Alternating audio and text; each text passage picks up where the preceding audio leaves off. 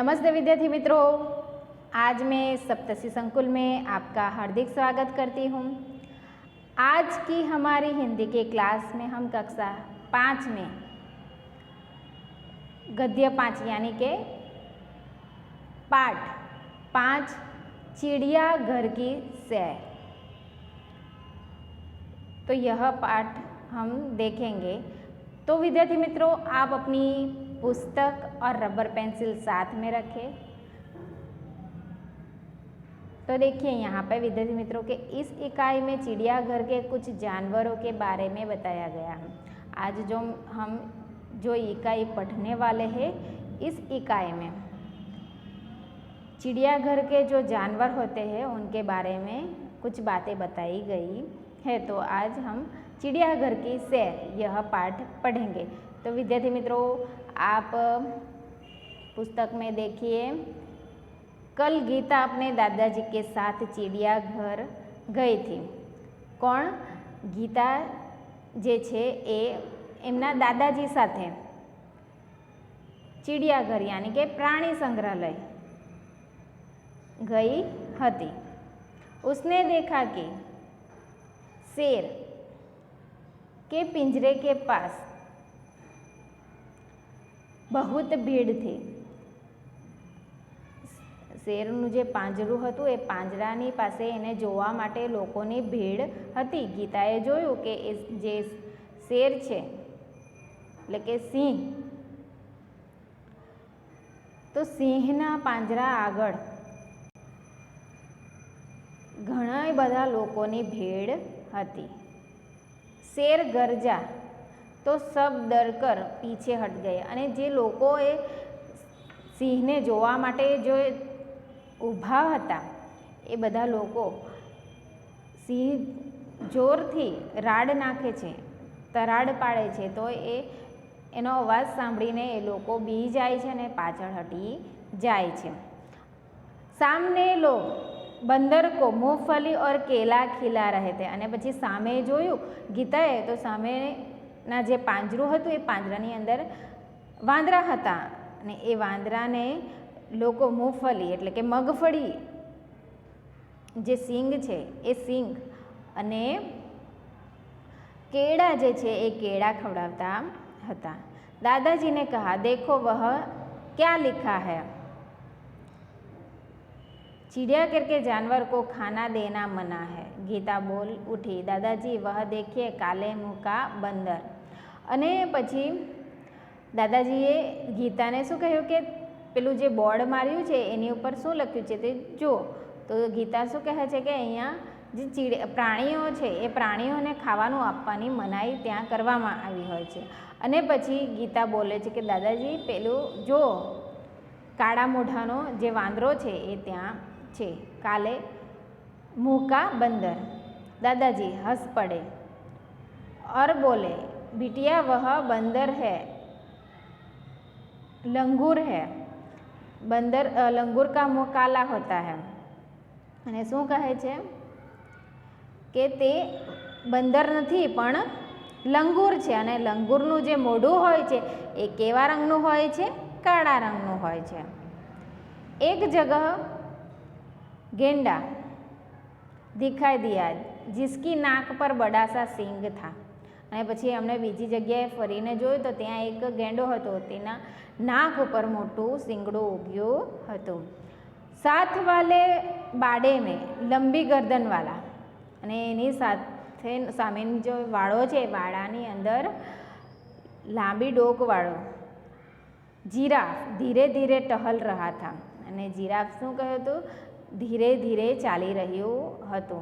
ગીતા દાદાજી को खींचते हुए आगे ले गई। અને પછી ગીતા જે છે એ દાદાજીને ખેંચીને આગળ બીજા પ્રાણીઓને જોવા માટે જાય છે। वहाँ भालू 2 पैर पर खड़ा था। एक तालाब में रंग बिरंगी मछली और बतख तैर रही थी। અને ત્યાં જોયું તો ભાલુ એના બંને પગ ઉપર ઊભો હતો અને એક તળાવ હતું, એ નાનું મસ્ત તળાવ હતું। તળાવની અંદર બધી રંગબેરંગી માછલીઓ હતી અને બતક પણ તરતા હતા। गीता ने दादाजी को दूसरी ओर इशारा करके दिखाते हुए कहा અને ગીતા એમના દાદાજીને બીજી તરફ ઇશારો કરીને બતાવે છે.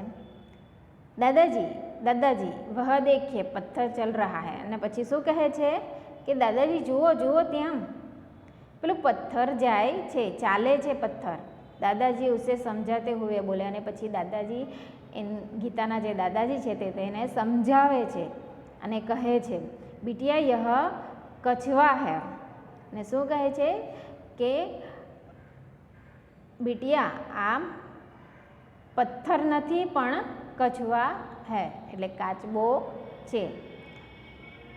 जब उसे डर लगता है तो वह अपनी गर्दन और हाथ पैर अपने खोल में छिपा लेता है.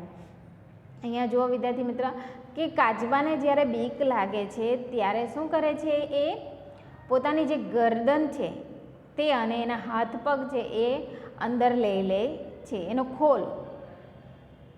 ખોલની અંદર એ छिपाવી દે છે. खोल इसका रक्षक है.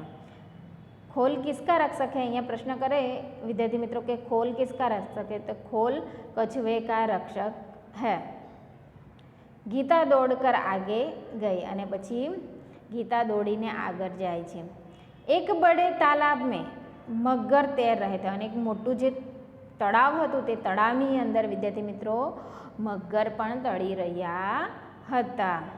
जैसे ही एक मगर ने मुंह खोला गीता ने डर कर दादाजी का हाथ पकड़ी लिया. અને જેવું એક મગર તે તળાવની અંદર હતો તેણે મોઢું ખોલ્યું તો ગીતા ડરી ગઈ અને દાદાજીનો હાથ પકડી લીધો.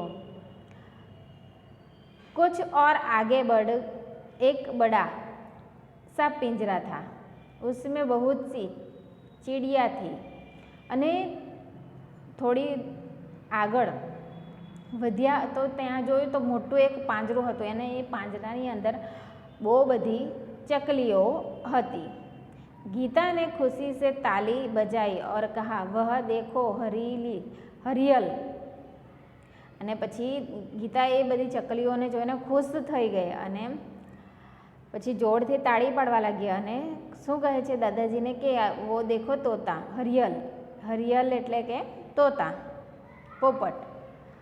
लालजी दादाजी ने कहा हाँ और इधर देखो वह सफ़ेद वाला विदेशी. અને પછી શું કહે છે કે આ સફેદવાળું જે કાતુઆ છે, સફેદ એનો રંગ કયો છે? સફેદ. અને એ વિદેશી પક્ષી છે, એનું નામ શું છે? કાતુઆ. ગીતા ચહ ચહ કર બોલી दादाजी कुछ चिड़िया तो हमारे घर के पास भी दिखाई देती है जैसे चकली. અને પછી શું કહે છે કે ચીડિયા એટલે કે અમુક જે પક્ષીઓ છે એ આપણા ઘર સામે પણ જોવા મળે છે. અને જે ચકલીઓ પણ આપણા જે ચીડિયા છે એ આપણા આંગણામાં રમતી જોવા મળે છે, ચડતી જોવા મળે છે. पिछले साल पिकनिक पर हमने बाग में नाचता हुआ मोर भी देखा था. અને ગીતા શું કહે છે કે આગળના વર્ષે આપણે જ્યારે પિકનિક ગયા હતા તો એ પિકનિક પર નાચતો હતો એવો મોર પણ આપણે જોયો હતો. દાદાજીને ગીતા को बताया कि सबसे बड़ा पक्षी होता है शुतुरमुर्ग. वह देखो शुतुरमुर्ग पेड़ की छाया में खड़ा है. અને સૌથી મોટું જે પક્ષી હોય છે તો એ કયું છે? શુતુરમુર્ગ. અને તે શુતુરમુર્ગ જો ત્યાં એક મોટું પેડ છે, ઝાડ છે, એ ઝાડની નીચે ઊભું છે. દાદાજી તેને બતાવે છે. હવે જુઓ, चिड़ियाघर में हाथी और ऊँट की सवारी भी कर सकते हैं. सामने आइसक्रीम का एक ठेला था. दादाजी ने अपनी छड़ी दिखाई और गीता के लिए आइसक्रीम खरीदी. तब तक दोनों थक चुके थे. वे चिड़ियाघर के बाहर आए, बस पकड़ी और अपने घर गए. અને એમણે જોયા કે એ શુતુરમુર્ગ જે છે એ સૌથી મોટું પક્ષી છે. અને દાદાજી એ પક્ષીને શુતુરમુર્ગને ગીતાને બતાવે છે. પછી કહે છે કે આ હાથી જે છે, હાથી અને ઊંટની સવારી પણ આપણે કરી શકીએ છીએ ચિડિયાઘર જઈએ તો. અને ત્યાં સામે ચિડિયાઘરની સામે એક આઈસ્ક્રીમવાળાનો દુકાન પણ હતી. અને દાદાજીએ તેની છડી દ્વારા એ આઈસ્ક્રીમ ગીતાને બતાવી અને તે ખરીદી.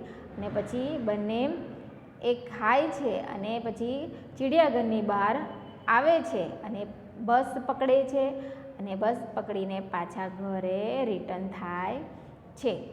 તો વિદ્યાર્થી મિત્રો, આ ચિડિયાઘર કી સૈર એ જે પાઠ છે અહીંયા પૂરો થાય છે. તો તમારે શું કરવાનું છે કે આ જે શબ્દાર્થ છે એ શબ્દાર્થ પાકી નોટમાં લખવાના છે. અને અભ્યાસનો જે પ્રશ્ન 1, 2 અને 3 એ પ્રશ્નો તમારે નોટબુકમાં એટલે કે પાકી નોટબુકમાં લખવાના છે.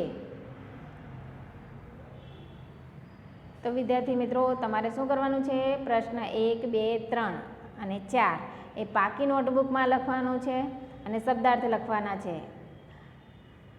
તો હું આ લેશન તમારું શાળાએ ચેક કરીશ. ત્યાં સુધી જય હિન્દ, જય ભારત, અસ્તુ.